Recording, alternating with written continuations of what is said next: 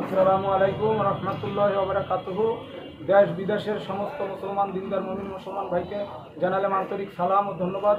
আজকে আমার দুঃখ এটা যে আমার বাংলাদেশে 70% সুন্নিয়াত, 70% অলিয়া উলিয়ার মুরিদ।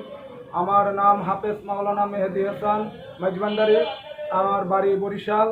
আমি মাইজভান্ডার দরবার শরীফে ওলাদে রসুল গাউসুল আজম আল খাস শাহ সুফি সৈয়দ মুজিবুল বাশার আল হাসানি আল হুসাইনি আল মাইজভান্ডারি কেবলা কাবা বাবাজানের অনুমতি করবে সারা বাংলাদেশের সুন্নিয়াতে দাওয়াত দিই।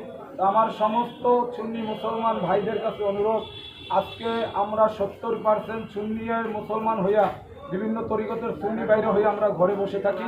ঘরে বসে থাকার কারণে ঐক্য আমাদের ভিতরে না থাকার কারণে আজকে ওই ওহাবি এজিদি খারিজিরা যারা ইসলাম বিরোধী, অলি বিরোধী, নবী দুশ্মন, তারা আজকে আমাদের এই অলি আল্লাহর মাজারের উপরে তারা আক্রমণ করার জন্য সুযোগ পেয়েছে।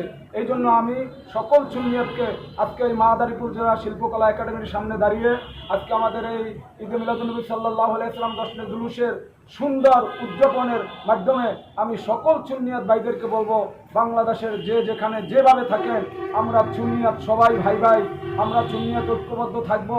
আর আমাদের ছেলে সন্তানগুলি আমরা সুন্নি মাদ্রাসায় লেখাপড়া করাইবো, যাতে এই ওহাবি খারেজি লামাহাজাবি বামপন্থীরা যেন আর কখনোই সুন্নিয়াতের মুখের উপরে দাঁড়িয়ে কথা বলতে না পারে, অলি আউলিয়ার মাজারে যেন আক্রমণ করতে না পারে।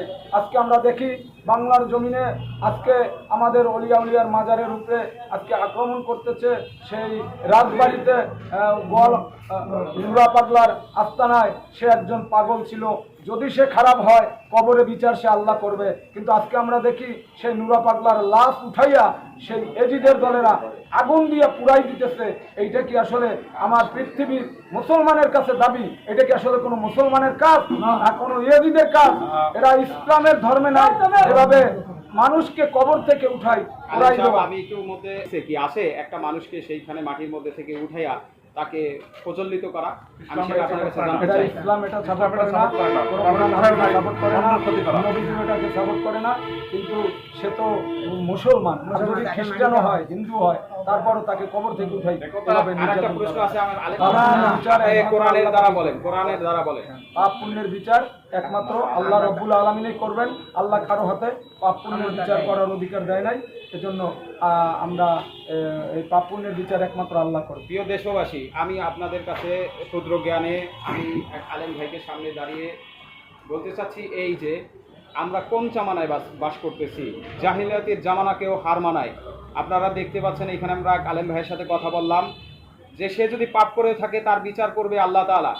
তার কবর থেকে তার লাশ উঠিয়ে যারা জ্বলন্ত প্রজ্বলিত আগুনে নিক্ষেপ করলো তারা কি মুসলমান নাকি আপনারাই বিচার করেন? আপনারা কোন পথে থাকবেন এটা আপনারাই সিদ্ধান্ত নেন।